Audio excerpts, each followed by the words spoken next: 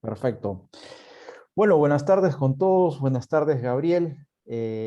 Nos honras Buenas tardes. con tu visita acá en los workshops, ¿no? Bueno, el día de hoy tenemos nuestro séptimo workshop y tenemos un invitado de honor, ¿no? Es Gabriel Calzada. Ahora lo voy a pasar a presentar. Él nos va a hablar sobre el tema de la energía y medio ambiente y va a complementar todas estas charlas que hemos ido teniendo sobre el tema ambiental y sobre las ideas de la libertad. Para nosotros nos honra tener la presencia de Gabriel porque él pues trabaja estos temas y es un referente en la difusión de las ideas de la libertad. Bueno, voy a pasar a presentar a Gabriel. Un momento. Bueno, Gabriel Calzada es doctor en economía por la Universidad Rey Juan Carlos de Madrid, España, donde ha sido profesor y también en el IE University. Ha impartido clases como profesor visitante en la Universidad Francisco de Vitoria y en Genova Center for Security Policy. Es miembro académico de Ludwig von Mises Institute y miembro de la Sociedad Mont Pelerin.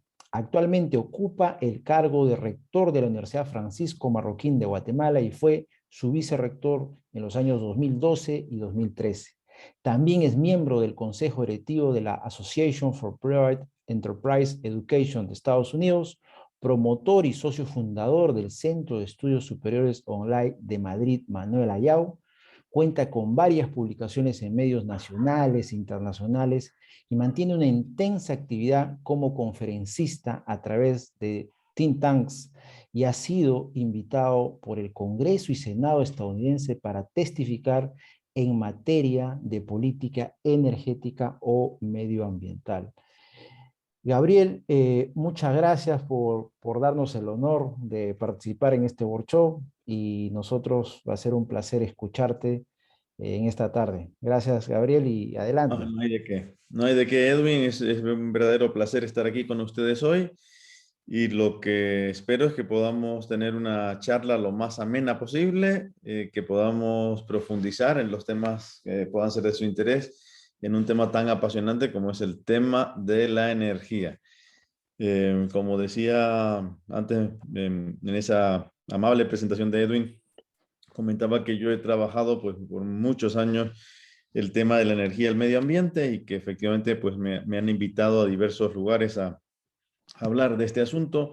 He investigado bastante acerca del asunto energético y su relación con el medio ambiente y, y tanto es así que, bueno, durante años fui profesor de economía aplicada al medio ambiente en la Universidad Rey Juan Carlos y gran parte de esos cursos los dedicaba precisamente a este tema, al tema de la energía y el medio ambiente, del impacto que la energía tiene sobre el medio ambiente y la relación que hay entre las dos.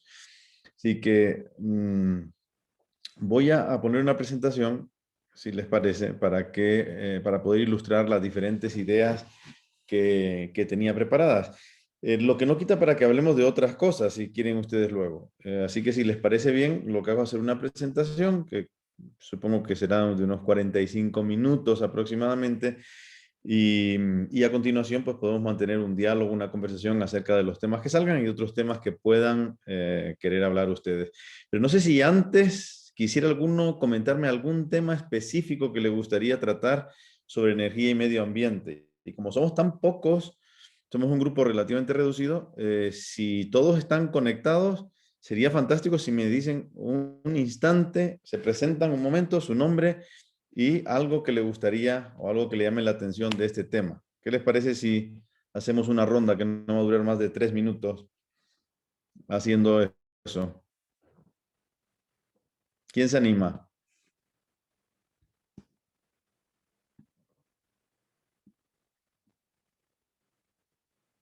A ver, Florelia, Kevin, Amelia, Ángelo, David, Rocío, Natalie, Yesenia. Buenas tardes, ¿cómo estás? ¿Qué tal? Te habla Natalie Torres. Buenas tardes, Natalie. Bueno, quien te habla es abogada especialista en temas ambientales, actualmente siendo un doctorado en medio ambiente en la Complutense de Madrid. Estupendo. Y bueno, me interesa absolutamente conocer lo que próximamente se viene, ¿no? Respecto a esta relación con lo que son las energías renovables, toda la temática de la COP26 propiamente, todo el impacto que trae consigo, pues, el hecho de poder implementar un nuevo tipo de energía y que ello nos permita afrontar el cambio climático, ¿no? Definitivamente ese es uno de los puntos esenciales dentro de todos los proyectos que todos los países debemos implementar para tener energías más limpias y poder eliminar prácticamente lo que es hoy en día lo que tenemos como energía, ¿no? Muy bien, Entonces, pues Natalie, sí. sí, muchas gracias. Muchísimas gracias a ti. ¿Quién más se anima?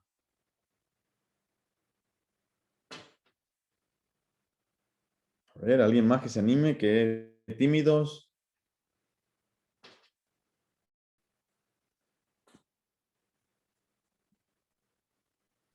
Muy buenas ¿Alguien más? tardes. Sí, adelante, Sí, David.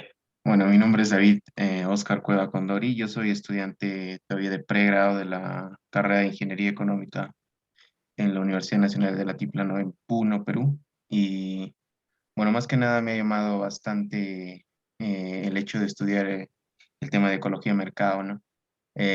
Porque en la universidad nos enseñaron también un curso parecido, pero era desde un enfoque bastante alejado al que nos están enseñando aquí. Entonces, más que nada en el aspecto energético, me gustaría aprender más el tema de las centrales nucleares, ¿no? Que muchas veces se las pinta como bastante dañinas, digamos, para la sociedad.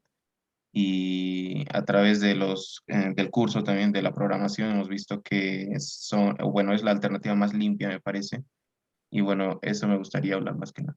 Muy bien, Muchas aquí gracias. anotado también, centrales nucleares. Muchas gracias, David.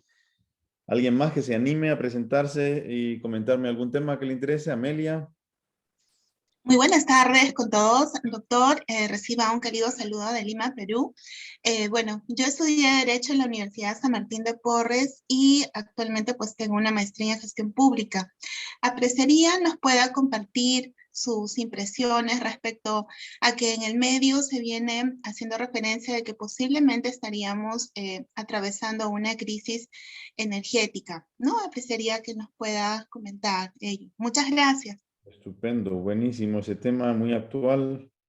La crisis energética. Qué bien que he preguntado porque ese, por ejemplo, no tenía preparado y es un tema interesantísimo. El de la actual crisis energética que parece que empieza a aflorar.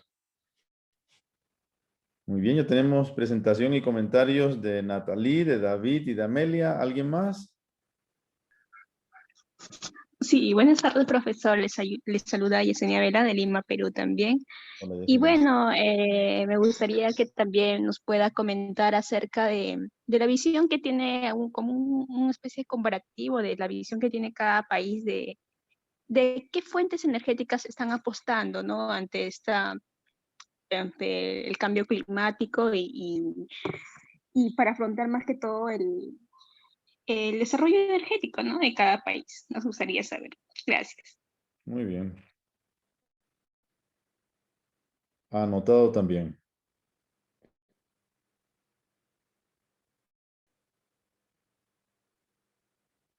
Muy bien. Anotado. ¿Alguien más que se anime? Orlando, adelante. Doctor Gabriel, buenas tardes. Buenas Soy tardes. Orlando Sama de Huánuco, Perú, ¿no? Quisiera saber del por qué los cultivos transgénicos son mal vistos, pese a que han tenido mucho beneficio para las diversas sociedades que han implementado este tipo de cultivo. Gracias. Muy bien, lo anoto, aunque Orlando, sí te comento que el tema de los transgénicos estaba un poco fuera del tema que me dieron para la charla. Si al final hay tiempo, también le entramos a los transgénicos. ¿Y alguien más? Gracias por presentarte, Orlando. ¿Alguien más? A ver si anima alguno más de ustedes. Ya tenemos a Orlando, a Yesenia, a Amelia, a David y a Natalie que se han presentado. Bueno, uno más a la una, uno más a las 2. Y si no se presenta nadie más, pues comenzamos con la presentación. Y anotados los temas que me han pedido. Si luego se les ocurre algún otro tema que quieran, pues también tratamos los otros temas. Y ahora vamos a ver si consigo poner la presentación. Stop 1. A ver por qué no me está dejando.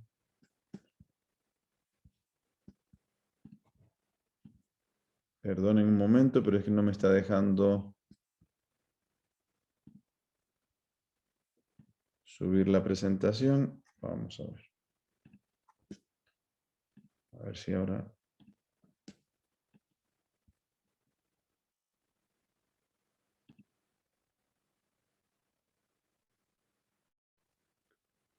A ver.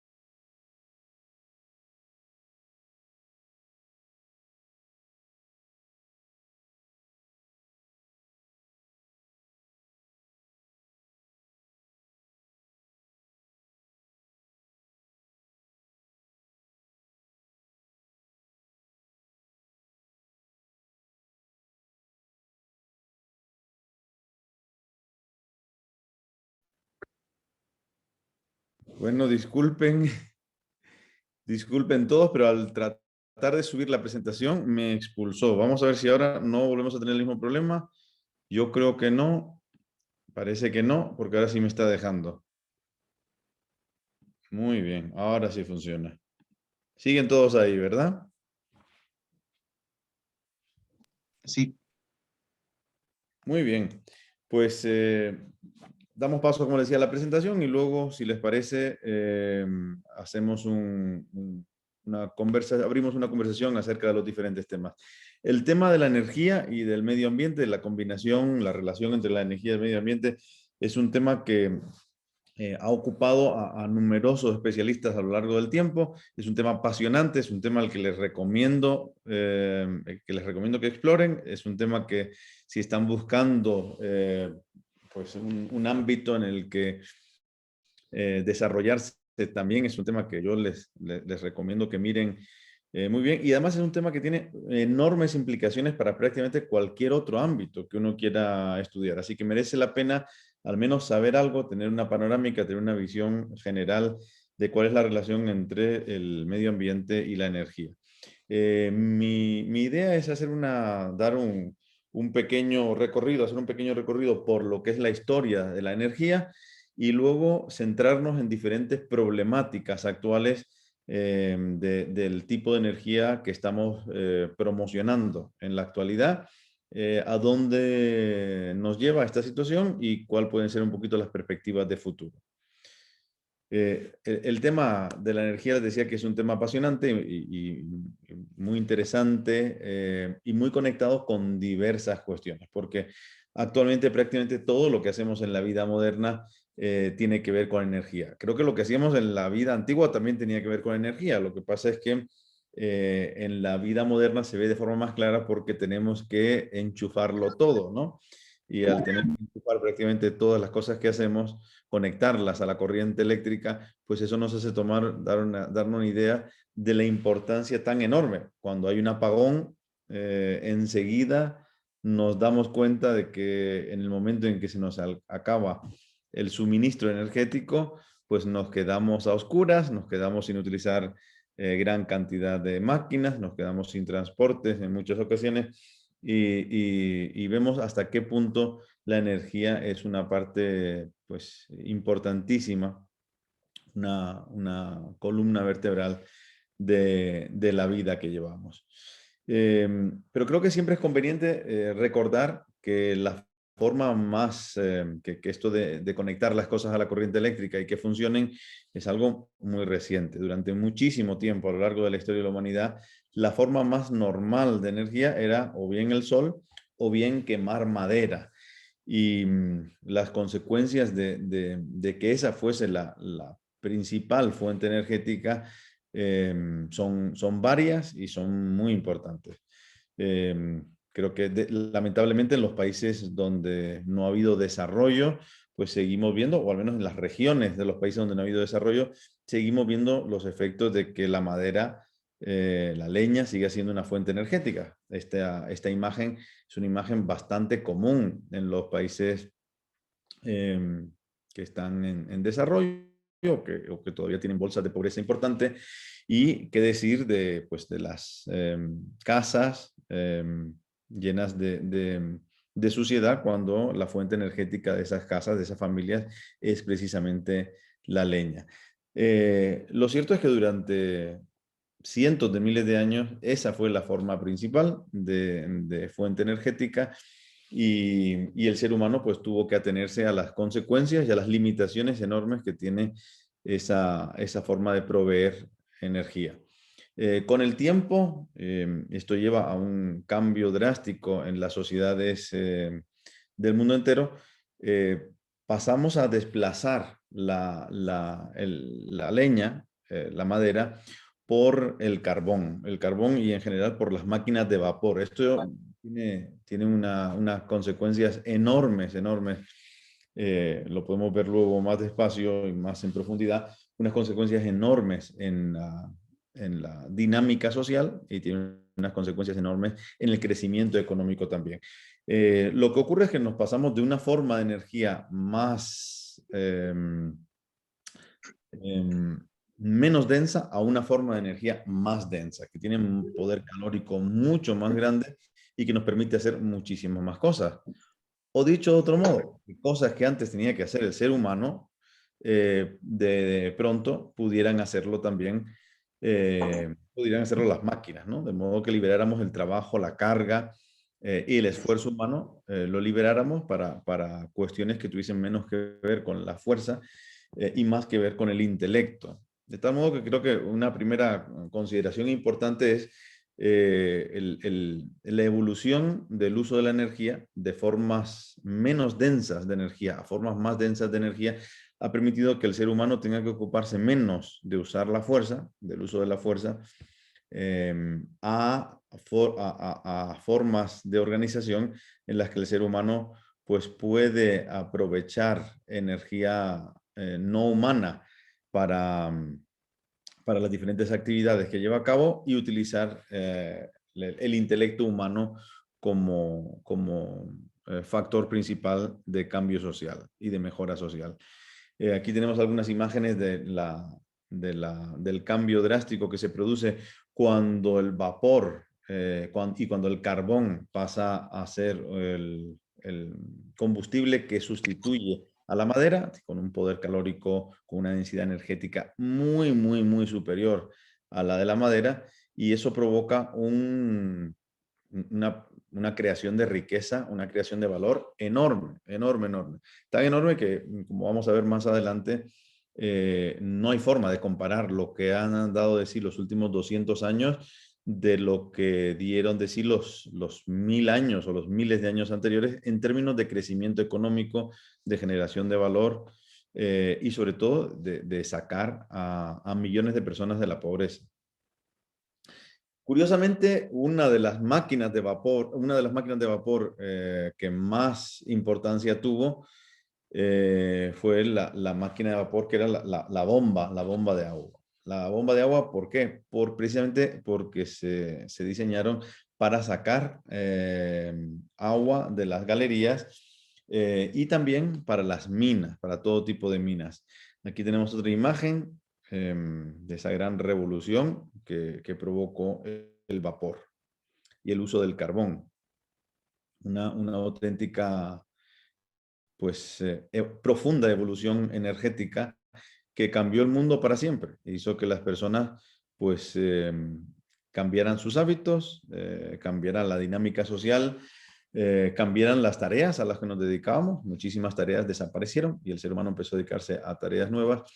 Y fue un cambio que hay desde luego un antes y un después, después de este cambio energético. Yo creo que el cambio económico que hemos sufrido no podría entenderse sin ese cambio energético, sin ese cambio de la madera al carbón. Y a partir de entonces se produce toda una historia, una sucesión de transformaciones o de sustituciones de formas menos densas de energía a formas más densas. Y el carbón, que dio de sí tanto y que ha dado de sí tanto durante tanto tiempo, pues, y que permitió el que muchísimas tareas manuales y que eran llevadas a cabo por seres humanos fuesen llevadas a cabo por máquinas, pues luego le vino a acompañar el petróleo, como bien saben, y el petróleo trajo consigo una cualidad, una característica nueva, y es que era mucho más dado a proveer combustible al transporte de lo que era el carbón, ¿no? El carbón pues necesitaba esas grandes,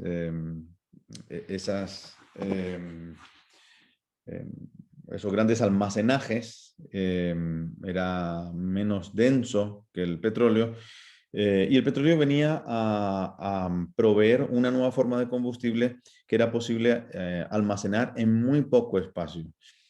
Por otro lado, las calderas que necesitaba el carbón eran calderas relativamente grandes, mientras que la combustión del petróleo era una combustión bastante más sencilla que requería muchísimo menos espacio.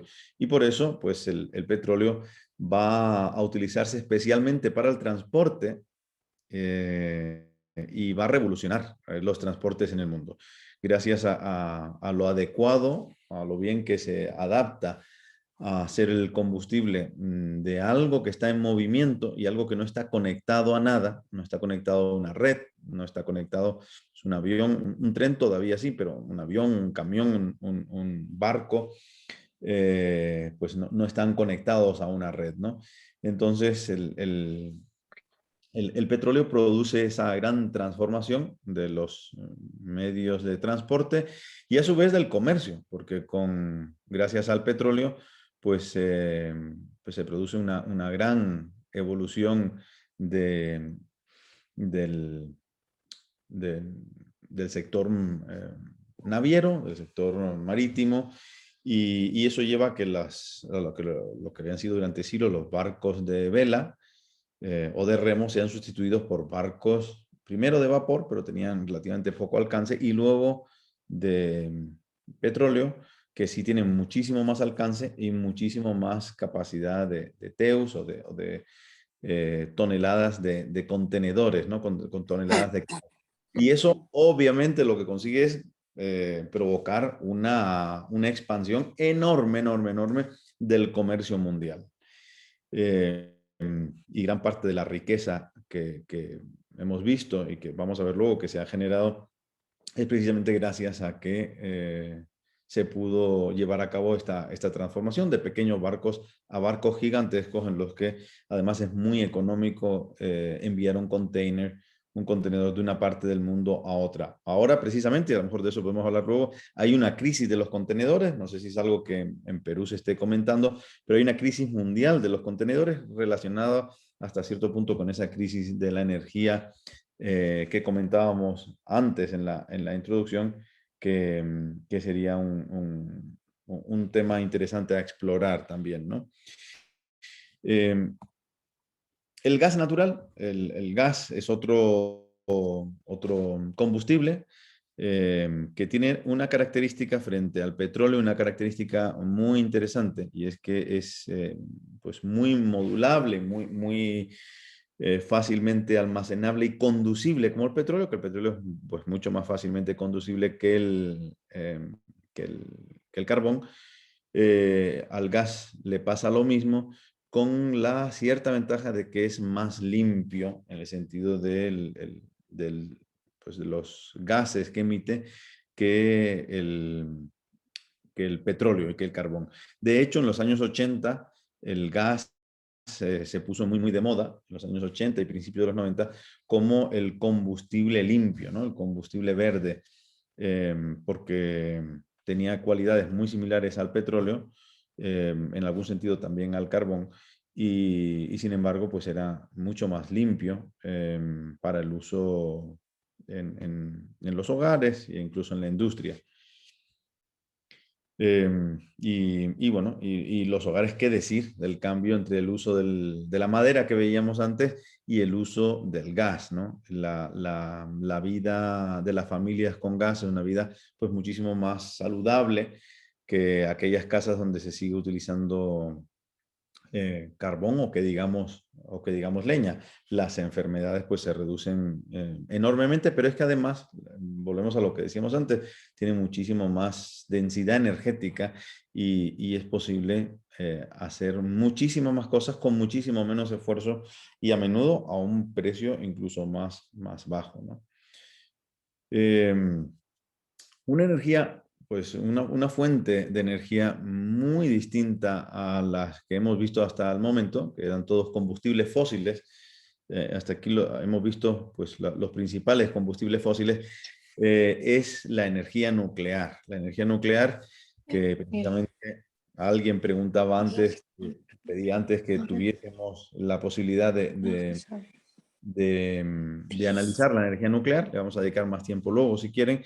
La energía nuclear es una energía muy diferente. Nada tiene que ver con las energías fósiles porque no se produce a base de la combustión pues de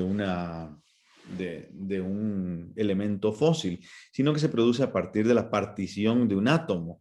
Esa partición de un átomo pues produce un calor muy grande.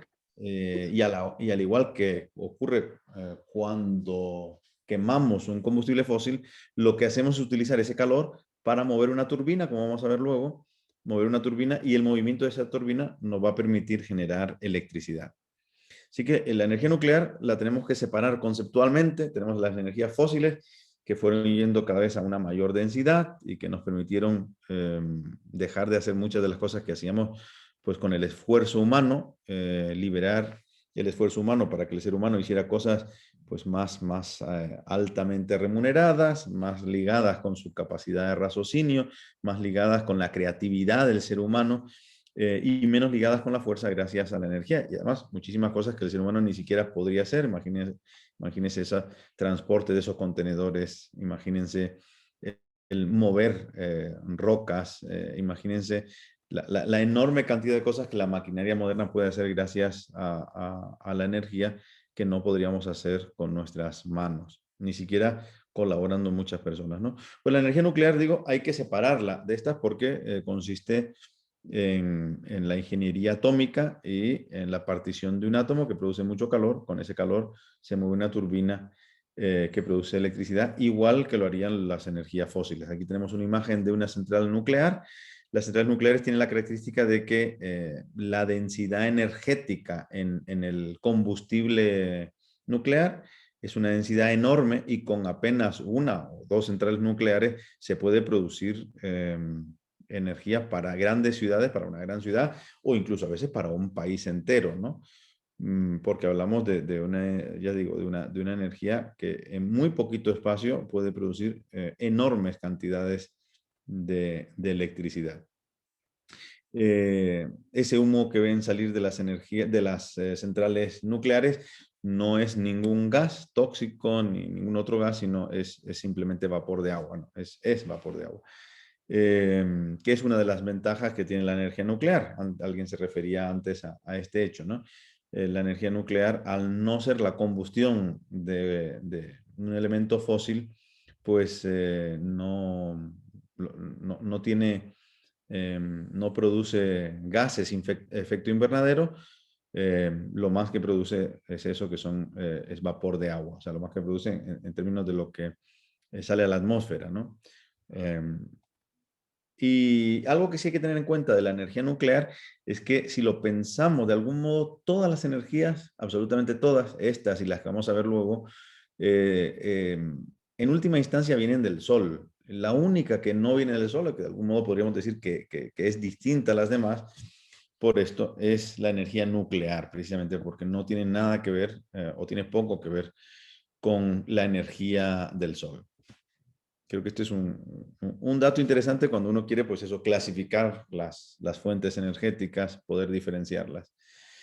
En esencia, todo lo que hemos visto tiene que ver con esto que ven aquí, con esta gráfica, y es que bien sea mediante la quema de un combustible fósil, bien sea con la partición de un átomo, lo que tenemos es un sistema en el que calentamos, producimos calor, con ese calor lo llevamos a generar vapor, a mover una turbina y eso pues a través de un generador a producir electricidad. Y en el fondo todas son pues muy similares, ¿no? En ese sentido. Claro, después son enormemente distintas en cuanto a qué subproducto generan, qué densidad energética tiene cada una, etc. Otra forma de producción energética que habría que separar sería la hidráulica. La energía hidráulica es una energía que tampoco tiene emisiones de ningún tipo, no tiene emisiones de gases de efecto invernadero, no tiene emisiones ni de gases de efecto invernadero ni de ningún otro tipo.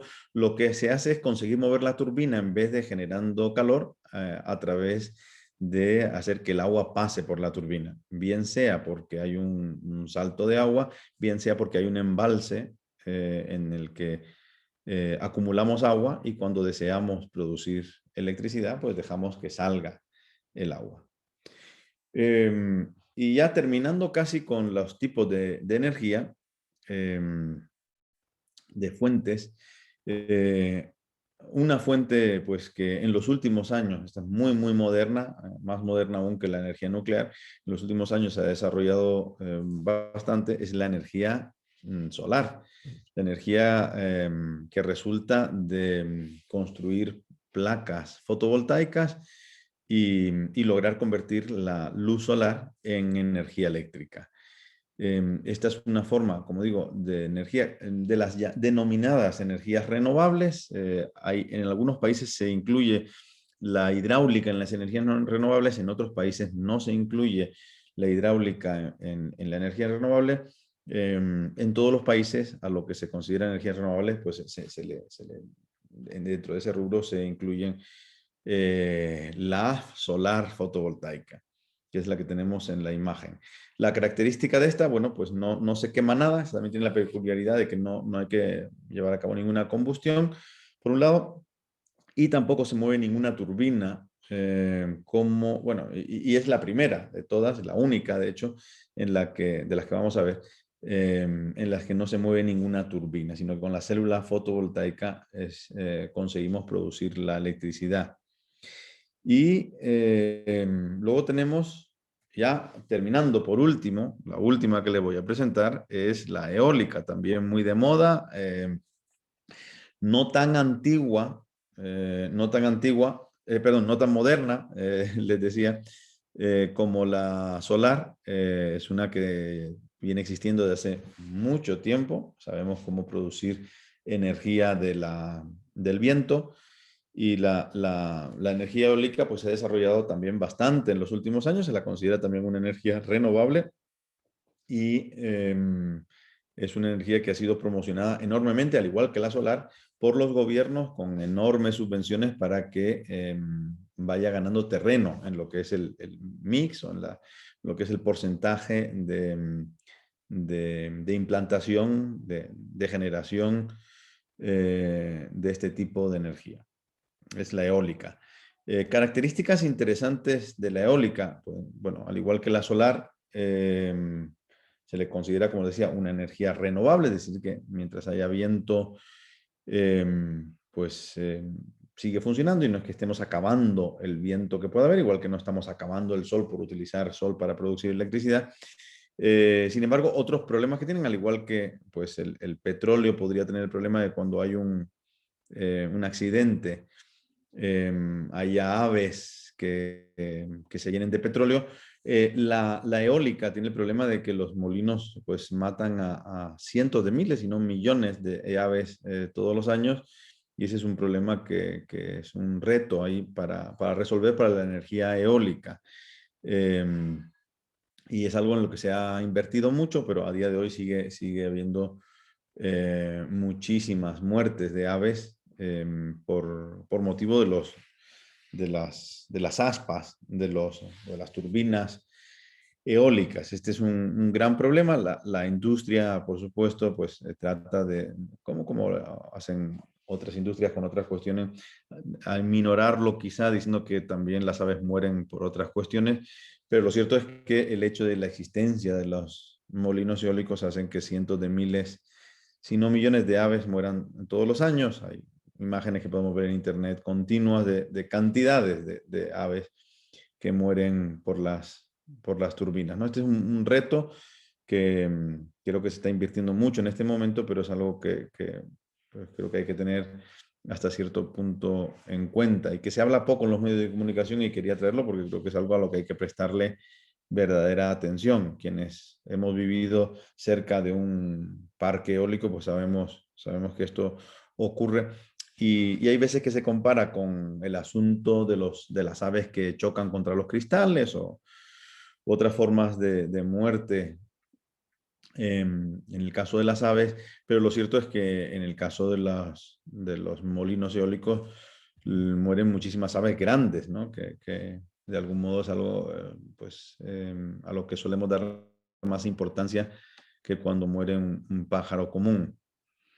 Bueno, y esto sobre las energías renovables, y con ellas completamos las diferentes formas de producción energética, cada una con sus ventajas y sus inconvenientes. En el caso de las energías de combustibles fósiles, veíamos que tienen emisiones. En el caso de la nuclear, pues apenas tiene vapor de agua, eso sí, tiene los residuos radioactivos que hay que guardar durante muchos años.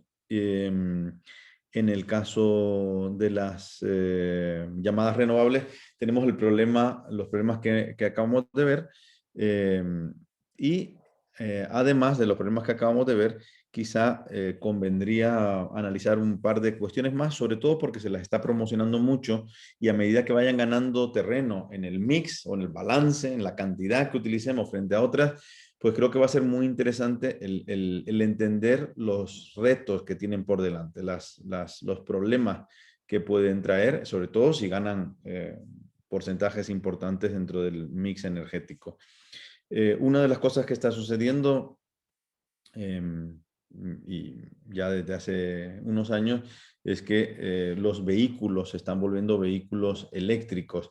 Esto tiene enormes ventajas. Una de ellas, la más clara quizá, es que los vehículos pues no emiten gases tóxicos en las ciudades, lo cual vuelve las ciudades mucho más limpias. Al mismo tiempo hay que tener en cuenta que los vehículos eléctricos, como dice el chiste que les he puesto aquí, la viñeta esta, pues al fin y al cabo está conectado a la corriente eléctrica, y la corriente eléctrica pues va a depender de qué se esté generando, de cuál de las formas de las que hablábamos antes está produciendo esa electricidad. Porque si la está produciendo pues con alguna fuente que produzca muchos gases, pues esos gases que no emite el carro o el coche, pues lo estará emitiendo una central en otro lado, ¿no? Eso sí, posiblemente sea mucho más eficiente la central en emitirlo que el carro. Pero bueno, eso es algo a estudiar y analizar. Pero sí creo que es importante, en medio de este movimiento que estamos teniendo hacia cada vez más carros eléctricos, aunque todavía son muy minoritarios, pues tener en cuenta este aspecto. No es que por el hecho de ser eléctrico ya vaya a ser todo más limpio, todo va a depender, o sea, que no haya emisiones. En general, muchas veces lo que ocurre es que la emisión se traslada a otro lado, lo cual es normal. En ese sentido, el que uno tenga un carro eléctrico o un carro de combustible, pues no es necesariamente que vaya a emitir más o menos, sino es dónde se va a emitir. Y otra cuestión muy interesante a tener en cuenta en estas energías que están ahora creciendo es la intermitencia.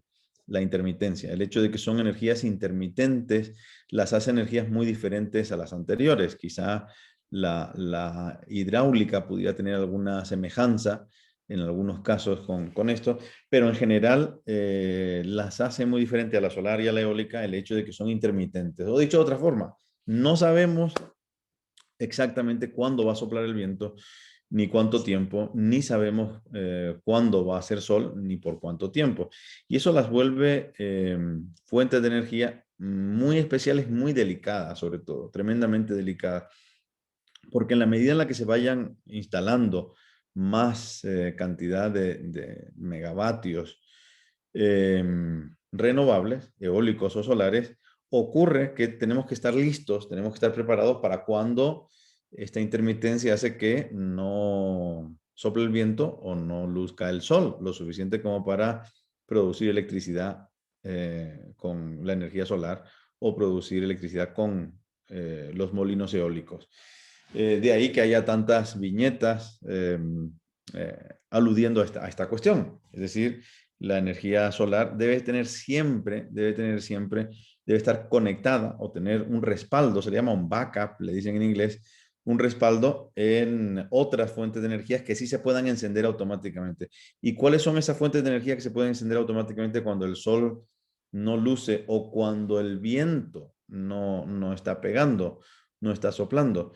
Pues esas energías son normalmente las del gas y las del carbón, fundamentalmente. Son las únicas que se pueden encender y apagar sobre la marcha. La nuclear es una energía que suele ser una energía base muy, muy importante. Sin embargo, no se puede apagar y encender a voluntad. Las que sí se pueden es el gas, como les decía, y el carbón. Eso hace que las eólicas necesiten del gas y el carbón. Y cada vez que uno instala una cierta cantidad de megavatios en eólico solar, tiene que tener en cuenta que tiene que tener instalados al lado, en otro lugar, centrales que estén paradas, que estén detenidas, de carbón o de gas, que estén detenidas esperando solo a la eventualidad en la que no sople el viento o no luzca el sol. Eso obviamente tiene un coste enorme, un coste económico enorme. Imagínense lo que es el tener centrales paradas, el capital invertido que hay que tener ahí, y el personal y demás, para si no sopla el sol o no luce, si no sopla el viento o no luce el sol, ponerlas en marcha. Tanto es así que un estudio que acabamos de realizar mi compañero Daniel Fernández y yo, y que está aún por publicar, mostramos cómo, a pesar de que se cree que la energía solar y eólica pues están, como ven en esa tabla, en la primera columna, ya a unos precios pues similares a las de las otras energías, incluso pues más bajos el megavatio hora que el ciclo combinado. Si le añadimos este coste del respaldo, si le añadimos el coste de tener todas esas centrales paradas esperando, vemos que son mucho más caras todavía en la actualidad, muchísimo más caras que el ciclo combinado, que es el gas, perdonen, o que el carbón o que la hidráulica. Así que esa es otra, por algún momento, por algún motivo, aquí. Y ya yendo a la parte final de mi presentación, no sé si hasta aquí todo claro, las diferentes fuentes energéticas, qué ventajas tienen unas, otras, y sobre todo las renovables, que son las que están más de moda, están creciendo ahora, pues un poco los retos que tienen por delante, ¿no? Bueno, si no hay cuestiones sobre esto, voy a la parte final de la presentación y después ya podemos tener tiempo para preguntas y respuestas. Un tema muy relacionado con las energías, especialmente con las energías renovables, concretamente, sobre todo desde que Obama lo puso de moda el tema, es el asunto de los empleos verdes, de esta creencia de que por tener energías renovables vamos a generar muchos empleos relacionados y que a los que llaman empleos verdes. Esto, para aquellos que hayan estudiado economía, pues inmediatamente les va a hacer poco sentido, porque si fuese cuestión de generar empleos, y el tema de la energía fuese cuestión de generar empleos por el hecho de producir con una energía, pues la mejor forma energética sería de producción eléctrica sería esta, ¿no? Personas que estuviesen haciendo dar vueltas a ruedas y con eso, pues con ese movimiento, generar la electricidad con la que hacemos el resto de cosas. Pero precisamente lo que tratamos de hacer con la producción eléctrica es precisamente liberar al ser humano, como decíamos antes, y que pueda dedicarse a otras tareas. Entonces, esto es algo que se puso muy de moda, o se ha puesto muy de moda en los últimos 11 años, aproximadamente 12 años, y ha sido fruto de muchísimas subvenciones, ahora quizá ya no tantas, aunque sí, sigue habiendo muchísimas subvenciones a las energías renovables por el hecho de que generen empleos verdes y, lógicamente, cuando se dan muchas subvenciones, estamos hablando de miles de millones de dólares en subvenciones, tanto en Europa como en Estados Unidos, en Latinoamérica ya también, en casi todo el mundo, pues al final lo que terminamos generando es algo que no es sostenible, que no crece de manera orgánica, no crece porque de verdad esté produciendo valor, sino crece por la subvención, ¿no? Es como, pues eso, una burbuja que crece y crece mientras le seguimos poniendo dinero y que pues provoca que todo el mundo quiera participar de ese negocio y hay grandes colas para participar de ese negocio, pero que después resulte difícil de manejar, como toda burbuja, y que en algún momento pues termine dando problemas. ¿Por qué es difícil de manejar? Porque resulta que la mayor parte de los trabajos en las energías renovables son trabajos relacionados con el establecimiento de las plantas renovables, de la central renovable, ¿no? Una vez queda instalada, pues poco trabajo hace falta, porque los molinos no necesitan personas para moverse y los paneles solares no necesitan a personas para producir electricidad. Entonces, si queremos mantener y no reducir esos trabajos, lo que hace falta es más subvenciones y cada vez más y más subvenciones que son dadas a la producción. Entonces eso hace que sea una verdadera burbuja inmanejable, enorme. Y hace aproximadamente 7 años, 8 años, esas burbujas en el mundo entero estallaron y provocaron una crisis bastante grande a nivel mundial en las energías renovables. Ahora hemos entrado en una nueva fase de crecimiento de las energías renovables y hay que tener mucho cuidado no volver a caer en la misma trampa o en el mismo error en el que caímos en la década pasada, que empobreció a muchísimas personas y hubo enorme cantidad de ruinas y de quiebras con motivo de este gran error, ¿no? También hubo mucha corrupción, también hubo muchísima corrupción porque allá donde hay muchas subvenciones, donde algo no se sostiene por sí mismo, donde algo no crece de manera orgánica, pues acaba habiendo trampas y acaba habiendo corrupción. Esta concretamente que les presento aquí es la corrupción de las personas que vieron el negocio de conectar a su planta solar un generador de combustión, un generador de diésel, por ejemplo, y enchufarlo y hacer mover el contador de producción eléctrica, entonces como si estuviesen produciendo energía del sol. De modo que hasta el final se confiaron tanto que hasta de noche seguían produciendo energía del sol y así fue como se descubrió la corrupción, una enorme corrupción en muchos huertos solares, que es como se les llama en España y en otros países. Bueno, ¿y qué hay del CO2? ¿Qué hay del CO2? Para unirlo con la pregunta que hacía, creo que Natalie, aunque ahora no recuerdo si fue Natalie o alguna otra persona, Yesenia, creo que fue Natalie en este caso, el asunto del CO2, de los gases de efecto invernadero, la gran relación que hay entre la energía, la producción eléctrica y los gases de efecto invernadero. Bueno, en el caso de vamos a hablar dentro un poquito del cambio climático, que era otra cosa que nos que comentaban al principio que les interesaba. Pero creo que hay que tener en cuenta las diferentes emisiones. Afortunadamente, las emisiones de gases tóxicos en las ciudades han disminuido en los países desarrollados, han disminuido muchísimo desde los años 80. En los países en vías de desarrollo no tanto, aunque en algunos sí. Y eso sobre todo en relación a los gases tóxicos, ¿no? Que son, creo yo, que deberían ser la principal preocupación. En cuanto a los gases efecto invernadero y al CO2 concretamente, pues son unos gases que han venido en crecimiento, ha ido produciéndose más. Afortunadamente no son tóxicos, no son gases que nos asfixien. Se suelen pintar así siempre en fotografías como esta, como si fuesen pues un humo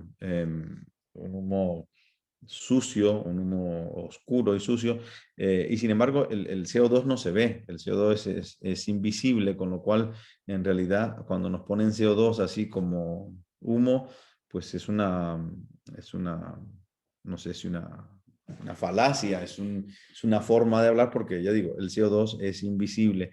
El CO2 no es tóxico, el CO2 no tiene problemas más allá del efecto invernadero, que es el problema en el que deberíamos centrarnos. Yo creo que estas imágenes a veces desenfocan un poco el problema del efecto invernadero y del posible calentamiento global, el posible calentamiento climático que estén produciendo. En ese sentido, las centrales que no producen CO2, ni otros, en este caso, ni otros gases, efecto invernadero, ni otros gases tóxicos siquiera, son las centrales nucleares, las eólicas y las solares, ¿no? Y las hidráulicas. Esas son, de todas las que hemos visto, las que no producen. De todas ellas, las más económicas depende del lugar. En algunos lugares son las hidráulicas, en otros lugares son las nucleares. Son las más, digamos, económicas, que tienen economías de escala que les permiten producir electricidad a menor costo, a menor precio. ¿Y qué hay de calentamiento climático? Ya casi este va siendo uno de mis últimos temas. ¿Qué hay del calentamiento climático? ¿Qué hay del calentamiento global? Pues este es el caso del calentamiento y el caso de qué pasa con el clima de la Tierra es un tema importantísimo al que se le ha prestado atención desde hace mucho tiempo, incluso antes de que habláramos del calentamiento. Hubo una época, en los años 70, donde se creía que íbamos hacia un enfriamiento, y después, debido a diversos desarrollos científicos, diversas tesis doctorales, en el año 1986, concretamente, el doctor Richard Hansen hizo una presentación en el Congreso de Estados Unidos donde lanzó la hipótesis de que el calor que se estaba viviendo aquel año tuviese que ver con los gases de efecto invernadero, con el CO2 y otros gases antropogénicos, y que eso estuviese llevando a un calentamiento. Y de ahí que todas esas portadas que vimos se transformen en portadas como esta. Del calentamiento global podemos hablar luego en la discusión todo lo que quieran. Yo aquí me limitaría a plantear que el calentamiento es un calentamiento que de manera objetiva es el que ven aquí. Esta es la página precisamente del centro que dirige el doctor Hansen, Richard Hansen. Perdón, a ver. Ahora se me olvidó si es James o Richard. Que este es el centro que dirige, que es el centro Goddard de la NASA. Y ven que el calentamiento desde el principio de los 90 es este que ven aquí en la gráfica, que toca, bueno, puede hacer mucho o poco según pues uno lo valore, pero es el que es y va pues a un ritmo de aproximadamente 0.1 y pico por década. ¿Qué hace que pensemos que pueda ser 1 y pico o incluso 2 grados centígrados para 100 años o más, si hay lo que llaman feedback positivos y esta curva creciera hacia arriba de forma más drástica? Estos son estas son las mediciones de la temperatura global, de la media global de la Tierra, ya digo, medidas por la NASA, por el Centro Goddard. Afortunadamente, el calentamiento que se ha producido está lejos del que hace unos años se pensó que iba a haber, así que afortunadamente los modelos que se habían desarrollado no indicaban de manera, pues, no preveían de manera certera lo que iba a suceder con el calentamiento, y eso hace que el calentamiento que acabamos de ver en la otra gráfica que hemos tenido, pues sea menor que el calentamiento que llevó a muchísimas personas a asustarse y a pensar que esto era una crisis climática sobre la que había que tomar acción inmediatamente o no había forma de revertirlo nunca jamás. Hasta el punto que recuerdo haber participado en conferencias, congresos de expertos en el año 2004, 2005, en los que nos decían que quedaban 5 o 6 años y si no se dejaba de utilizar el combustible fósil, pues íbamos a ir hacia un desastre, un apocalipsis, una hecatombe que ya no tenía solución. Afortunadamente, la realidad ha sido mucho más suave que lo que eran los modelos, y eso ha hecho que tengamos más tiempo para analizar bien qué ocurre con el clima de la Tierra, cuál es la relación entre los gases antropogénicos y el calentamiento global, que en cualquier caso, como veíamos, es bastante, o como vemos también en esta gráfica, bastante menor al que se había previsto por parte de muchos modelos que fueron los que pusieron en alarma a muchísima gente. Hasta el punto que aquí tienen a James Lovelock, el padre de la teoría Gaia, un ecologista muy, muy conocido, de los líderes ecologistas mundiales, que decían que el problema es que no conocemos bien cómo funciona el clima, no sabemos qué está haciendo el clima, creíamos que lo sabíamos hace 20 años, y motivó muchos libros alarmistas, incluido el suyo propio, decía él, y parecía en aquel momento muy claro, pero no ha sucedido exactamente lo que esperaban que fuera a suceder. Otro tema más allá del calentamiento, que creo que es un tema importante a tener en cuenta, es el reciclaje. El reciclaje es otro tema que se ha puesto de moda, que se ha vuelto muy importante, que se considera un tema a tener muy, muy en cuenta en las políticas públicas, y que resulta que depende mucho de la energía barata. Entonces, en la medida en la que tengamos energía barata, más cosas son reciclables. Porque claro, pensemos por un momento, ¿qué significa reciclar y por qué queremos reciclar? Queremos reciclar siempre que aquello que reciclamos, o al revés, aquellos recursos que pongamos en el proceso de reciclaje sean menos que el recurso que ahorramos, ¿no? O dicho de otra forma, que el recurso que ahorramos valga más que aquellos que tenemos que poner para poder reciclar, porque si no, menudo negocio, y si no, menudo daño que le estaríamos haciendo al medio ambiente, ¿no? Si tuviésemos que utilizar más recursos para reciclar de lo que conseguimos reutilizar o ahorrar. Entonces, ¿cuál es el factor clave para que las cosas sean más reciclables? Energía barata. Mientras más barata es la energía, más podemos reconvertir unos recursos en otros, unos recursos gastados, utilizados en otros nuevos, listos para ser utilizados. El reciclaje ha existido desde siempre, y obviamente cuando se reciclaba de esta forma, recogiendo los basureros a mano, algo que sigue ocurriendo en muchos países, y haciendo todo el proceso de manera mecánica, pues se pueden imaginar que era muchísimo más costoso que cuando se hace con energía y con energía barata. Así que la energía barata es el factor clave para poder reciclar cada vez más cosas, y llevándolo a quizá un campo más amplio aún. En realidad, si lo piensan, la energía barata es fundamental para poder tener un medio ambiente más limpio, porque prácticamente todo lo que hacemos, casi todas las cosas que necesitamos hacer para mantener un medio ambiente más limpio, requieren precisamente de eso. Requieren de energía más económica y sobre todo de energía más certera. Requieren de energía mucho más modulable. Requieren de energía más rica de algún modo. Energía que podamos conducir y utilizar de manera muy precisa en aquello que queremos utilizar.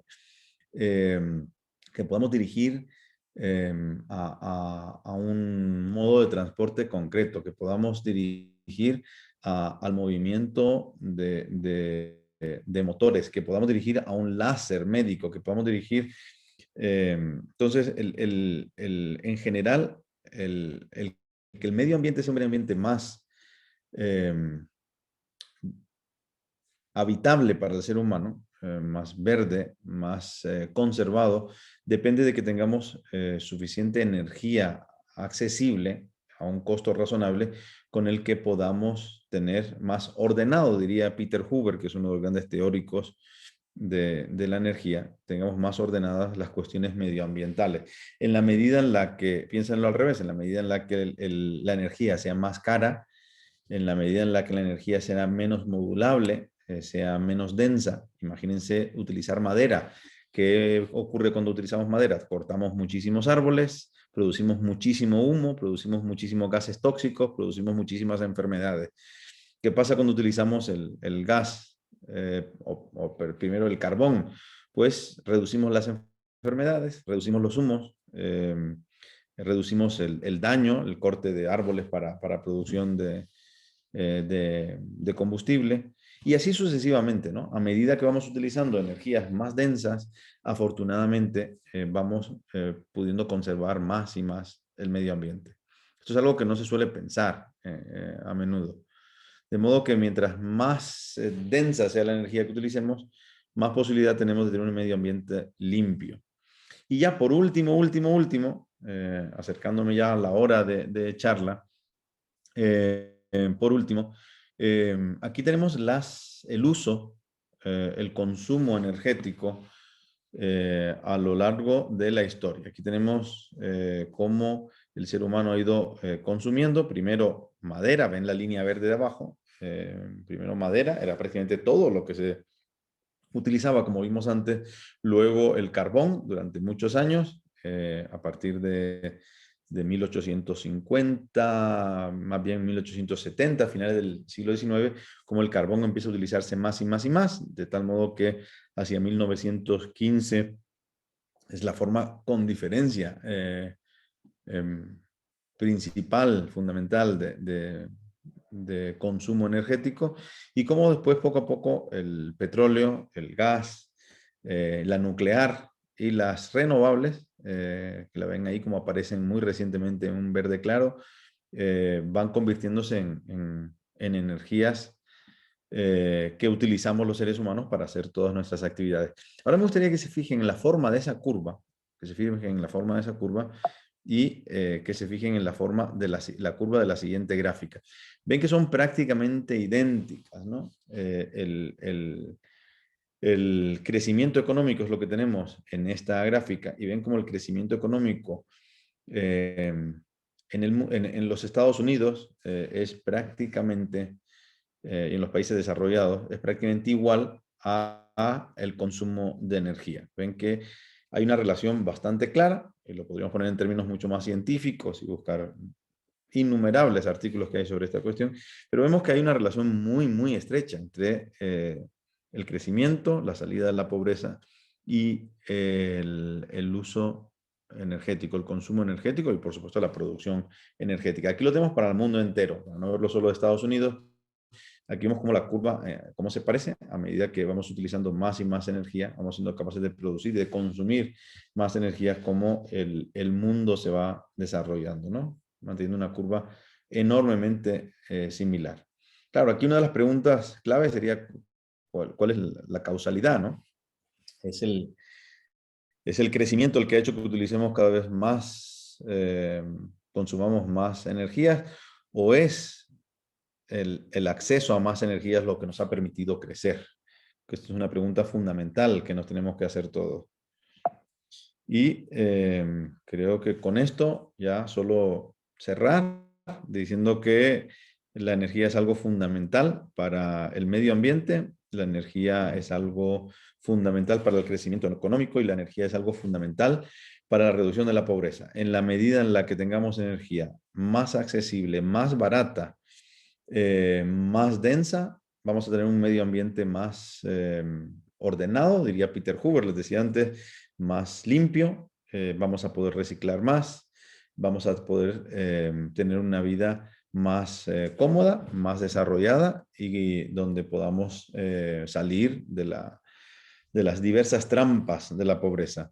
En la medida en la que tengamos energía más caras, energías menos densas, pues en esa medida vamos a regresar o vamos a tener una mayor pobreza, vamos a tener más dificultad de salir adelante y además vamos posiblemente en ese retroceso a tener un medio ambiente menos limpio. Así que esto es algo a tener muy en cuenta, sobre todo cuando algunas energías son patrocinadas por los gobiernos, se ponen de moda porque quizás suenen muy bien, pero si resulta que son mucho más caras que otras, como ocurre en el caso de algunas energías renovables, pues podríamos estar haciéndole un flaco favor al medio ambiente, podríamos estar haciéndole un flaco favor a la generación de empleos y a la salida de la pobreza. Por eso creo que es importante plantearse esta cuestión desde un punto de vista pues muy serio, muy profundo, teniendo un gran debate acerca de la cuestión y viendo los pros y contras que tienen cada una de las energías, cada una de las formas de producción. Y con esto termino lo que tenía preparado. Creo que en más o menos una hora de duración. Y si les parece, con esto cerramos la presentación para que ustedes puedan hacer las preguntas que consideren y podamos tener la conversación acerca de las diferentes cuestiones de la energía y su relación con el medio ambiente.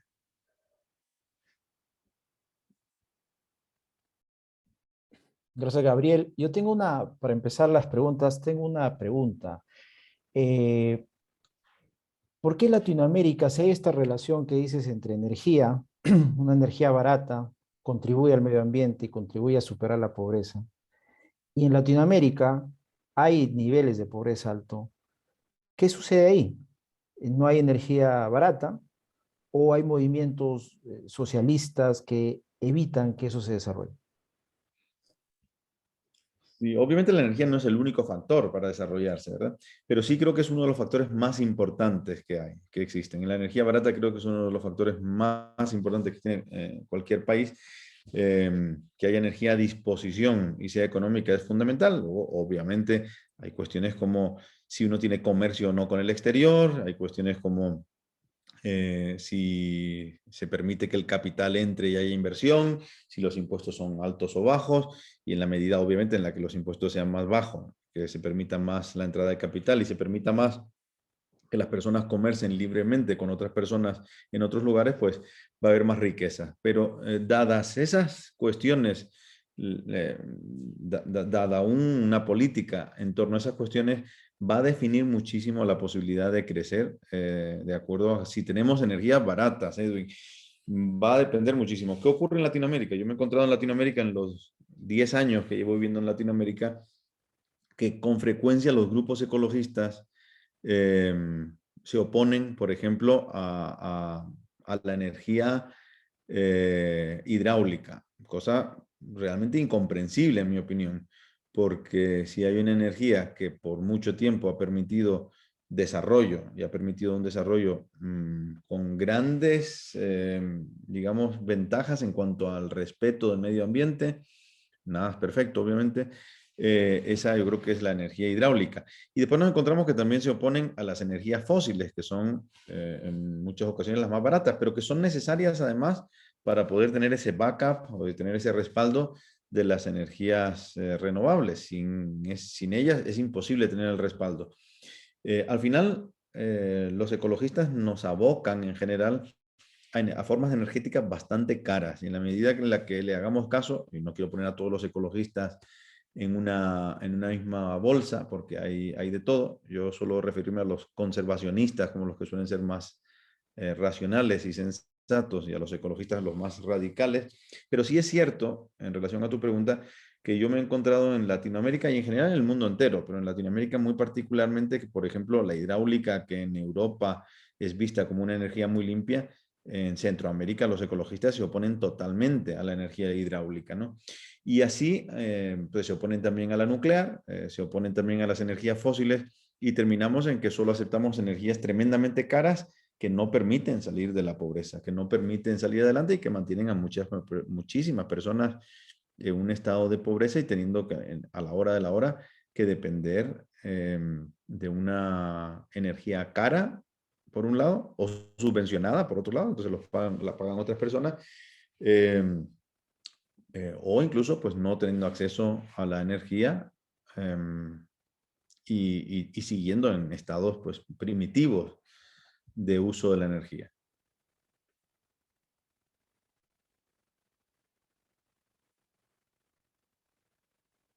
Sí, Leonardo ponía que quería hacer preguntas.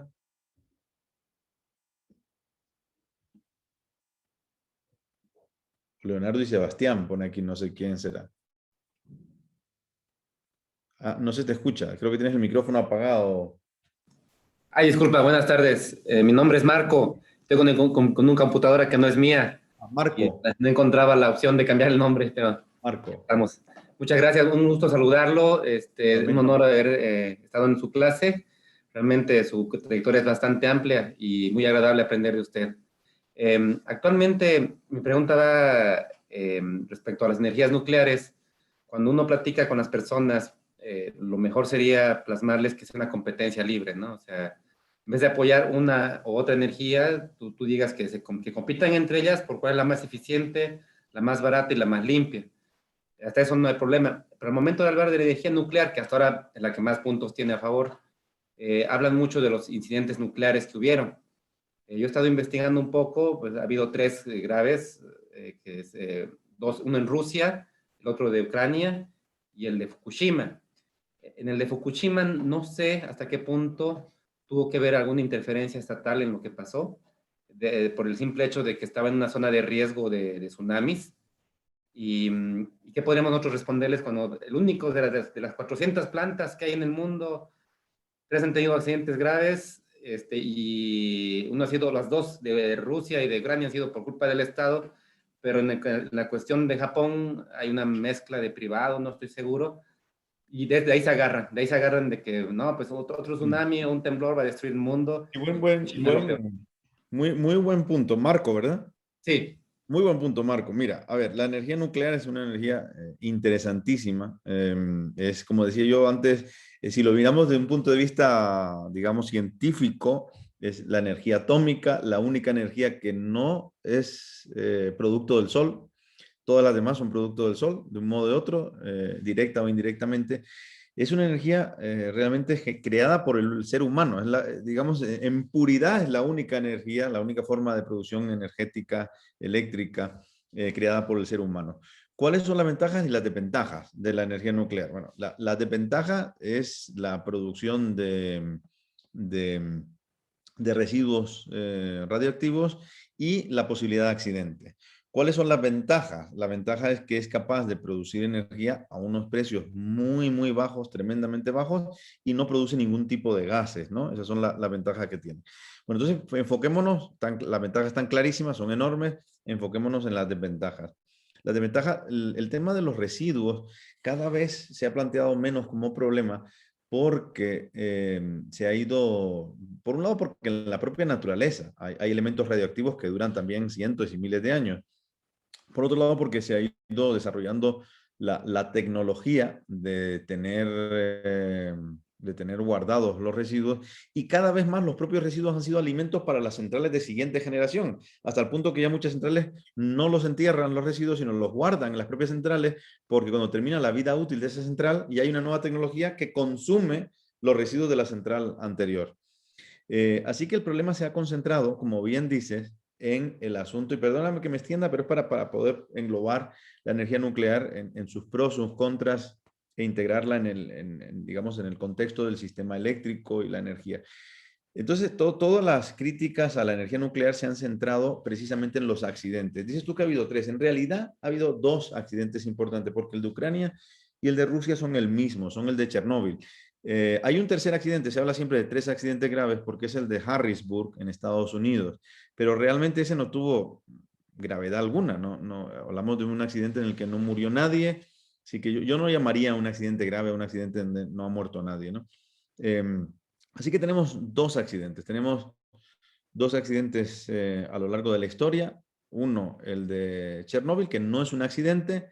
Yo una vez escribí un libro en el que, el prólogo o el epílogo a un libro en el que hablé del accidente de Chernóbil y un lector me mandó un correo regañándome con toda la razón diciéndome, disculpe, me encantó su libro, me encantó su epílogo, pero hay algo que no admito, usted pone que fue el accidente de Chernóbil y Chernóbil no fue un accidente. Y tiene toda la razón ese lector, porque Chernóbil fue el producto de un ensayo militar, fue el producto de un ensayo soviético para ver si podían utilizar una central de producción eléctrica nuclear para producción nuclear atómica de bombas.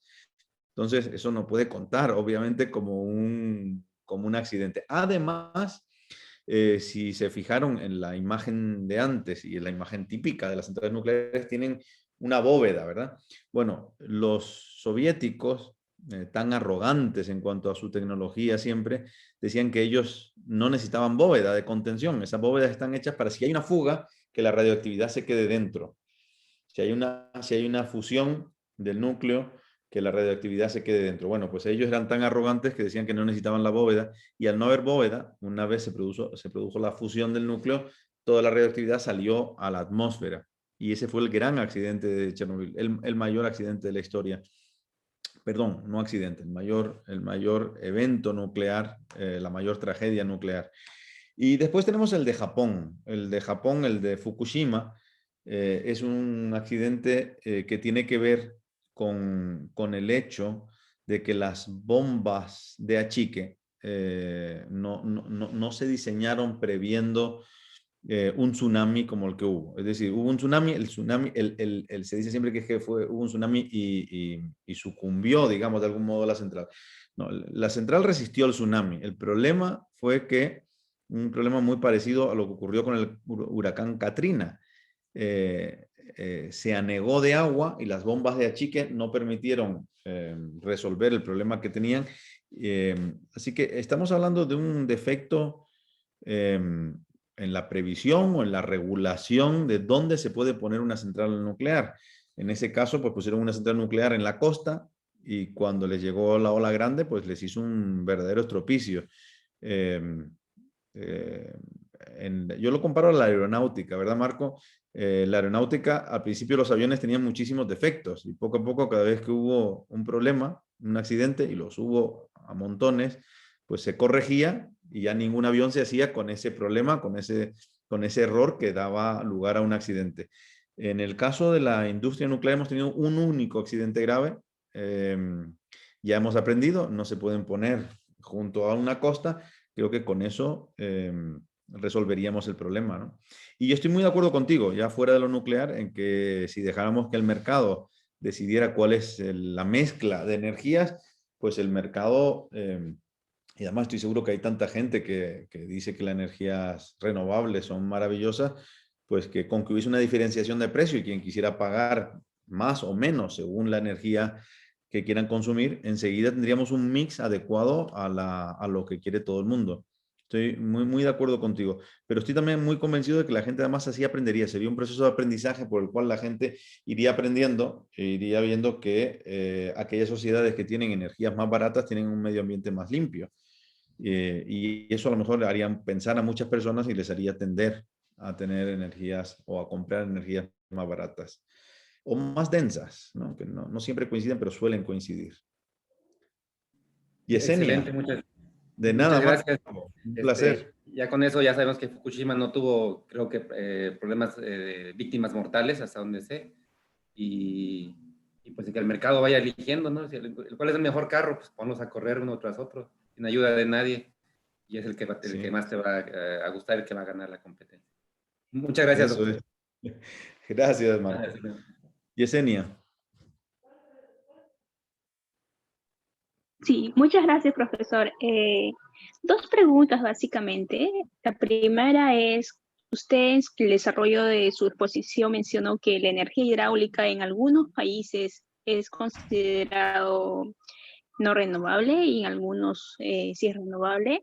Me gustaría saber cuál es la razón del por qué se ha considerado la energía hidráulica como energía no renovable. Y la segunda pregunta es respecto a los empleos verdes. ¿Por qué usted cree que mencionó en ese entonces que el aumento ¿cómo se dice? De promocionar más energías verdes podría generar más empleo?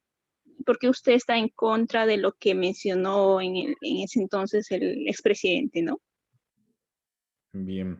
Gracias, Yesenia. Muy interesantes las dos preguntas. En cuanto a la primera, a la de la hidráulica, la verdad es que yo creo que es una cuestión política sobre todo, ¿verdad? Porque ¿por qué en algunos países se considera que la hidráulica es renovable y en otros países se considera que la hidráulica no es renovable?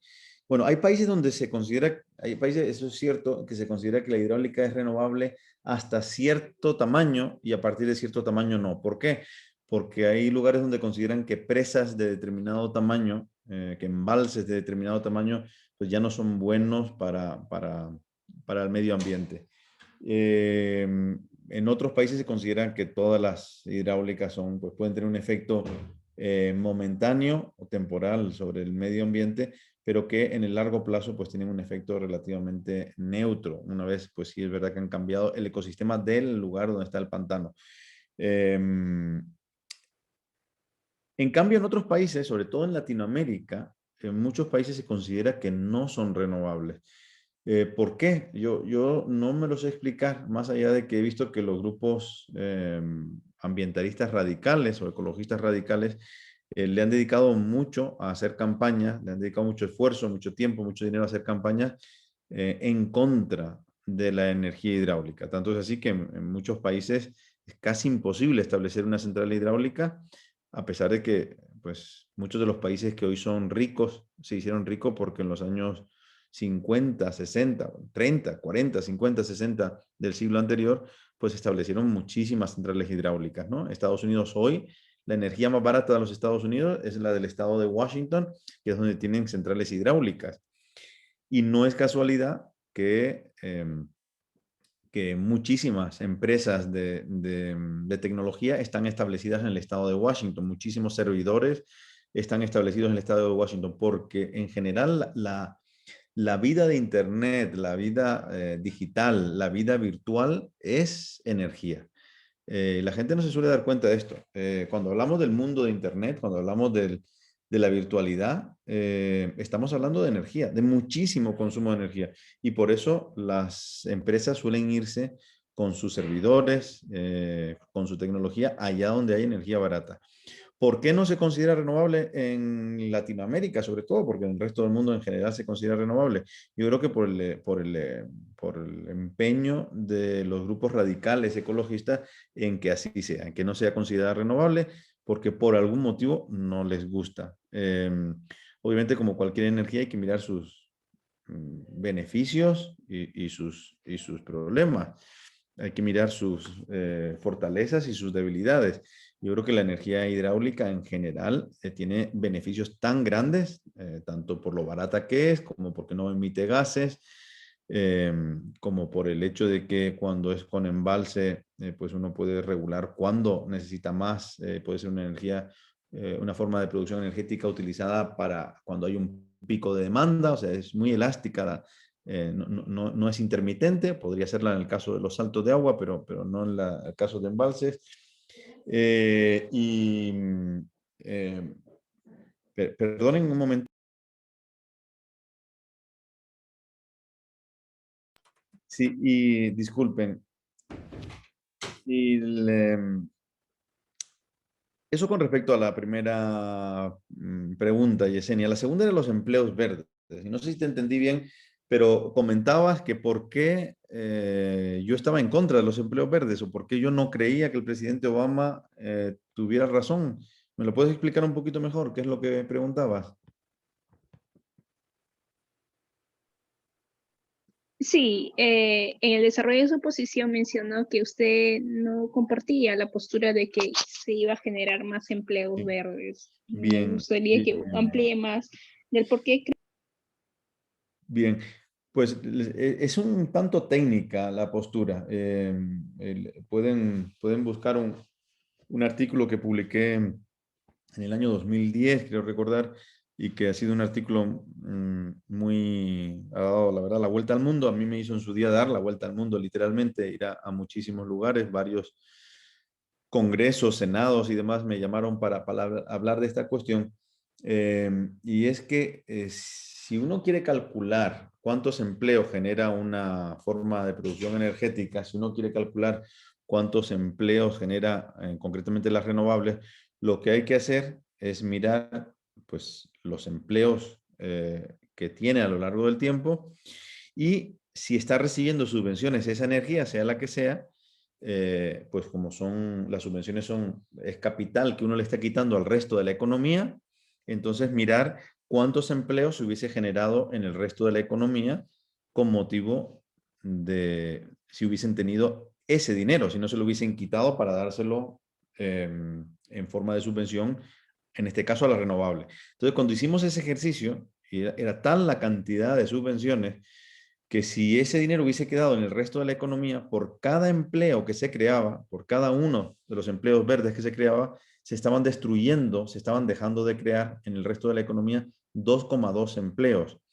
Entonces, con ese estudio mostramos que en realidad los famosos empleos verdes no deberían ser el motivo por el que elegir. Si se quiere elegir energía renovable, que se elija, pero no va a ser por elegir, no va a ser para crear empleos verdes. Es más, lo que nosotros planteamos en aquella investigación, en aquel estudio, es que si se hace para crear empleos verdes, va a llegar a un punto que va a llevar a la quiebra a todos los países. Porque para poder seguir, como los empleos, como explicaba antes, están en la instalación de los campos eólicos o solares, ¿no? Instalas el campo, pero una vez instalaste el campo, ya no necesitas más empleo.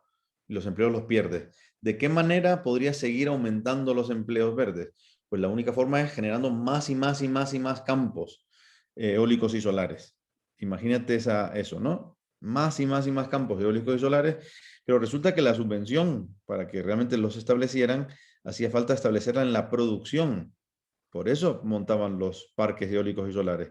Bueno, eso llevaba a la quiebra de las arcas públicas, llegaba a la quiebra porque era una burbuja o una bola totalmente imparable, ¿no? Era, si lo quieren, un esquema piramidal que hacía que al final pues tuviese que estallar por algún modo, de alguna forma. Por eso yo decía, si se quiere tener energías renovables, pues que se tengan por sus virtudes, pero no por algo que no es una virtud. No sé si me expliqué, Yesenia. Sí, muchas gracias, ya lo entendí mucho mejor. Y una vez más, gracias por su exposición. De nada, con mucho gusto. Amelia. Profesor, bueno, ante todo, muchas gracias, ¿no? por compartir todos sus conocimientos, ¿no? Y bueno, quisiera aprovechar para solicitarle si nos podría compartir si en la actualidad se viene desarrollando algún tipo de solución para evitar las caídas de las aves locales, ¿no? O también de las migratorias en parte ante el uso de los componentes eólicos. Claro, sin que esto afecte su normal funcionamiento. Muchas gracias. Gracias a ti, Amelia. Pues sí se han desarrollado en los últimos años algunas tecnologías. Lo que ocurre es que hasta el momento han sido tecnologías relativamente caras. Entonces suben, si ya vieron antes que el precio real de la energía eólica es elevadísimo, si le sumamos esas tecnologías, pues son más elevadas aún. Pero el tema que planteas, que es muy importante, es si hay alguna solución. Están en marcha en este momento pilotos con diferentes soluciones. Hay soluciones que tienen que ver con ondas que hacen que las aves no se acerquen demasiado. Hay sistemas de luces, hay sistemas, pero sobre todo ha sido sistemas de ondas. Y hasta ahora, hasta el momento, no se ha encontrado ninguno que sea perfecta, pero sí modelos que reducen bastante o que reducen en alguna medida, ¿no? Que hacen que sea mejor en este sentido. Pero sigue siendo a día de hoy un problema bastante grande el tema de las aves migratorias, de las grandes aves que mueren en las turbinas de de las plantas eólicas. Ese sigue siendo un problema y de hecho si visitan las páginas pues, de las asociaciones de aves, se van a encontrar que es uno de los temas recurrentes y ahí van a encontrar numerosos estudios pues, de la gran cantidad de aves que desafortunadamente mueren. Se ha visto que en los últimos años han muerto, han desaparecido en Estados Unidos y Canadá, se calcula que un 30% de las aves y una de las hipótesis más importantes que hay es que precisamente la proliferación de molinos eólicos ha hecho que sea ese añadido a las causas de mortalidad de las aves, ha hecho que se dispare la mortandad de aves y que se haya reducido de esa forma, ¿no? Se haya reducido de esa forma la población de aves en Estados Unidos y Canadá. Hay estudios similares para Europa y es algo que tienen preocupada a muchísimas asociaciones de amantes de las aves. Muchísimas gracias, profesor. Gracias. De nada.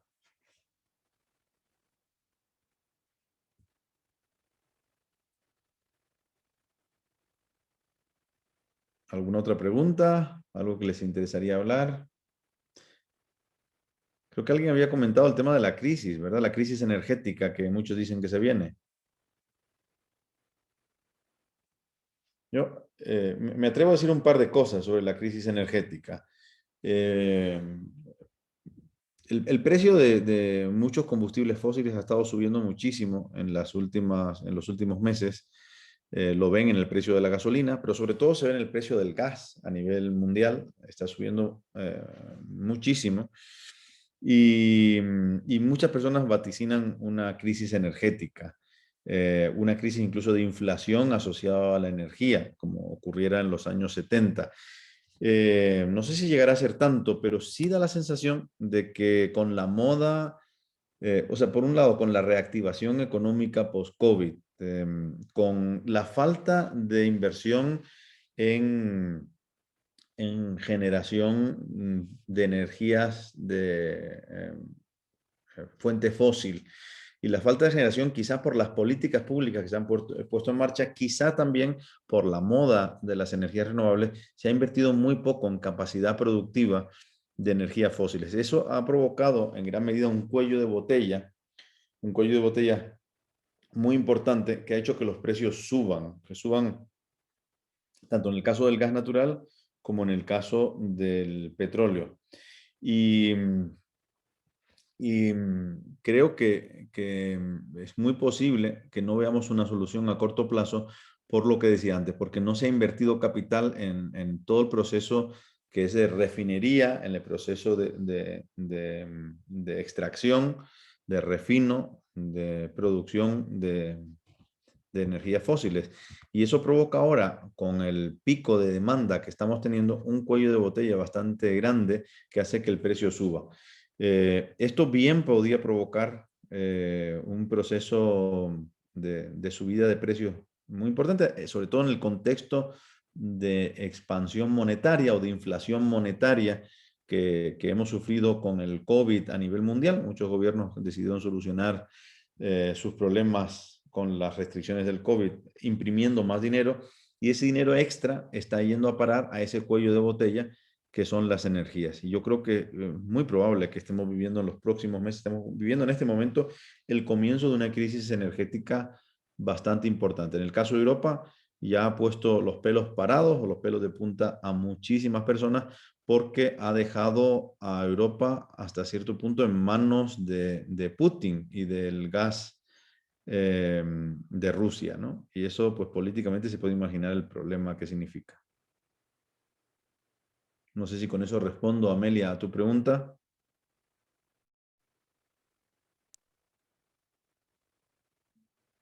Profesor, y ante esta situación, digamos, ¿cuáles podrían ser las acciones que podrían adoptar los gobiernos, ¿no? En este caso, por ejemplo, América Latina, para poder hacer frente a este inicio de crisis energética que se viene observando? Gracias. Sí. En el caso de los países que tienen capacidad productiva petróleo o de gas, pues la solución sería quitar algunas de las restricciones que se han puesto en los últimos años, fomentar de algún modo la extracción y refino, fomentar,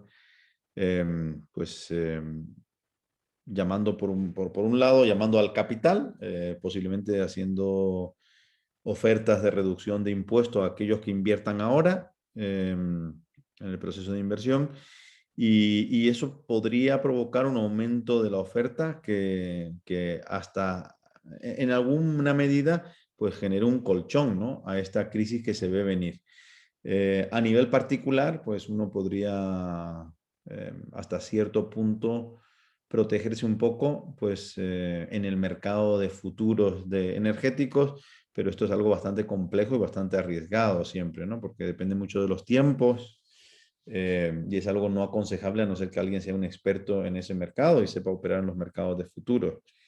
Pero es complejo porque nos hemos metido en un problema que no tiene una solución clara a corto plazo. Perdón, Amelia, no tiene una solución clara a corto plazo porque depende de inversiones que no se hicieron en las últimas décadas, en los últimos años. En parte, como decía antes, yo creo que porque se puso tanto énfasis en las energías renovables que se olvidó que iba a seguir creciendo. De hecho, hubo muchas personas que dijeron que no iba a haber una mayor demanda ya para las energías fósiles, lo cual ha sido falso. La demanda se ha ido creciendo y nos encontramos ahora con que no hicimos nuestras tareas en términos de haber invertido para poder precisamente seguir extrayendo al ritmo que estábamos extrayendo y refinando al ritmo que estábamos refinando. Así que es una solución difícil a corto plazo. A medio plazo sí, dejamos de establecer esas políticas limitantes, ¿no? Profesor, entonces, por favor, corríjame si me equivoco. Entonces, eso implicaría que sería oportuno, sería el momento de que el gobierno pueda flexibilizar de pronto y dar mayores facilidades para que haya una mayor inversión en todo lo que son las actividades extractivas, para que de alguna forma ante este inicio de crisis energética que se está dando Europa, digamos, por ejemplo, en el caso de Perú, podamos ir como que generando, digamos, una especie de sostenimiento económico para de alguna manera hacer frente. Sí, sin ninguna duda, Amelia, me entendiste perfectamente. Estamos en un momento crítico en el que los cuellos de botella generados en los años anteriores nos pueden llevar a una situación muy, muy delicada. Eso unido a la expansión monetaria de los bancos centrales puede llevar a una situación más delicada aún. Una de las pocas soluciones en el campo energético que se me ocurren es precisamente quitar restricciones, olvidarse de las modas por un momento, y si resulta que algunos países tienen capacidad de producción, de extracción y de refino, pues ampliar esa capacidad para acolchar la crisis que viene, ¿no? Sí, sin ninguna duda. Muchas gracias, profesor. Gracias. No hay de qué. ¿Alguna otra cuestión?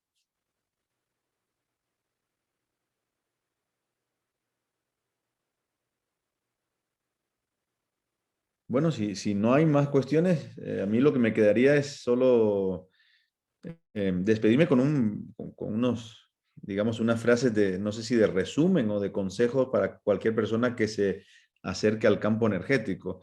Y es que el campo energético es un campo muy complejo y que conviene analizar siempre en profundidad, no superficialmente. Y que curiosamente cuando uno aprende energía, a mí que el tema medioambiental siempre me ha encantado y el tema energético también, uno se termina dando cuenta de que en contra de lo que pudiera parecer, el mejor aliado del medio ambiente, el mejor aliado de un medio ambiente limpio, el mejor aliado de la protección del medio ambiente es una energía abundante y barata. Mientras más energía abundante y barata tengamos, más posibilidad vamos a tener de tener un medio ambiente limpio, un planeta más verde. Mientras más atrasados estemos, y eso lo vemos en los países más atrasados en sus sistemas energéticos, más daño vamos a hacer al medio ambiente. Mientras más densa sea la energía que utilicemos, mejor vamos a poder atender las necesidades del planeta. Mientras menos densa sea la energía que utilicemos, peor vamos a poder atender las necesidades medioambientales del planeta. Mientras más económica sea la energía, la electricidad que utilicemos, más vamos a poder reciclar, más cosas vamos a poder reciclar. Mientras más cara sea la energía que tengamos, menos cosas vamos a poder reciclar. Así que si queremos un planeta más y mejor conservado, si queremos querer un planeta más verde, si queremos cortar menos árboles, si queremos tener más bosques, si queremos tener pues esos pulmones, le llaman, de la Tierra, más que pulmones son ese manto verde que hacen que el planeta Tierra pueda pues lidiar en muchas ocasiones, sobre todo cuando están en crecimiento, pues con gases, incluido el CO2, en la medida en la que consideremos que es un problema. Pues para todo eso lo que necesitamos es energía más densa y más económica, y no energía más cara.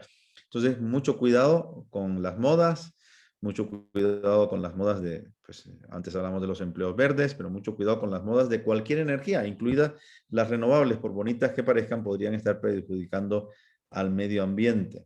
Si al final acabamos con una energía más cara y que provoca retrocesos sociales, retrocesos económicos y retrocesos ambientales. Recuerden que en los siglos XVII y XVI casi todo lo que se utilizaba de energía eran precisamente molinos de agua, que no emiten absolutamente nada, ¿no? En esa época el medio ambiente no era mejor, no estaba mejor conservado que el de ahora, estaba mucho peor conservado que el de ahora, porque la capacidad energética que teníamos era tan poca que nos volvíamos sociedades muy extractivas, por un lado, y nos volvíamos sociedades que causaban enorme cantidad de desechos que no eran capacidad, que no tenían capacidad de hacer otra cosa que consumir recursos.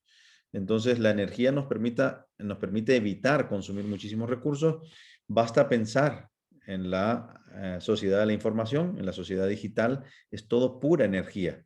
En la medida que las cosas se digitalizan, estamos en un planeta más verde. Normalmente en medida que las cosas no se digitalizan, estamos en un planeta menos verde. En la medida en que sea más cara la energía, pues menos digitalización vamos a tener. En la medida en la que sea más barata, más digitalización vamos a tener.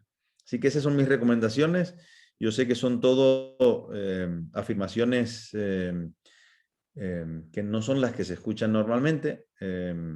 Creo que entre las personas que hemos dedicado tiempo a analizar la energía, sí son posturas muy aceptadas, pero no tanto en los medios de comunicación, no tanto entre quienes hablan superficialmente de la energía. Y creo que para ustedes que son amantes del medio ambiente es importante entender esa relación compleja, pero muy importante que hay entre el medio ambiente y la energía. Muchas gracias, Gabriel, por la presentación, por todos los conocimientos que nos has brindado. Han sido muy útiles para nosotros, porque normalmente pues acá en las universidades, digamos en los espacios, no se hablan con detalle estos temas, ¿no? Y a veces están sesgados hacia una mirada más ecologista, radical, ¿no? Entonces, Gabriel, te agradecemos por tu tiempo, te agradecemos por todos los conocimientos brindados.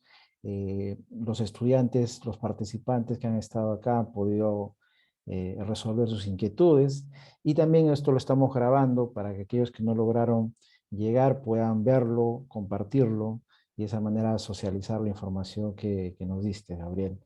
Muchas gracias, Gabriel. Mira, de Perú te mando un gran abrazo. Siempre para mí es un gusto contar con tu presencia, aprovechar los conocimientos, tu experiencia. Gracias, Gabriel, de acá de Perú. Ha sido un gran placer, Edwin, y todos ustedes, de verdad, ha sido un gran placer poder compartir con ustedes. Me alegro no solo haber tenido este tiempo, sino haber tenido todas esas preguntas interesantes, esos planteamientos interesantes que me han hecho, y espero que les apasione el tema tanto como me apasiona a mí. Muchas gracias, enhorabuena por estar realizando este curso, que he tenido la oportunidad de ver los diferentes temas, he tenido la oportunidad de ver pues el conjunto del planteamiento del curso. Me parece un curso realmente fantástico, formidable, muy completo acerca de todas las cuestiones ambientales. Así que enhorabuena a todos por haber encontrado ese curso y por estar realizándolo. Y mucho ánimo y que lo completen. Gracias, Gabriel. Listo, Gabriel. Nos vemos. Gracias, un Saludos. abrazo. Cuídense mucho. Gracias a todos los que estuvieron presentes. Nos vemos. Sí. Muchas gracias.